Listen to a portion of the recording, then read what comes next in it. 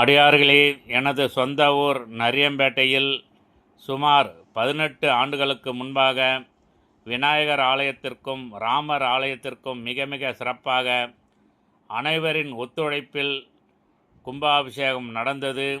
அப்பொழுது எனது மாமா மாலினி தாமோதரன் அவர்கள் பல உதவிகள் செய்தார். மறுபடியும் 2 கோயில்களுக்கும் கும்பாபிஷேகம் செய்ய வேண்டுமென்று ஊரில் உள்ள அனைவரிடமும் சொல்லி வைத்துள்ளேன். இப்பொழுது எனது மாமா மாலினி தாமோதரன் அவர்களிடம் ஆலோசனையும் ஆதரவும் கேட்கின்றேன். நம்ம ஊரில் இருக்கிற கோயில் ராமர் கோயிலும் விநாயகர் கோயிலும் மிகவும் ஒரு 15 வருஷம் ஆயிடுச்சு கும்பாபிஷேகம் ஆகி.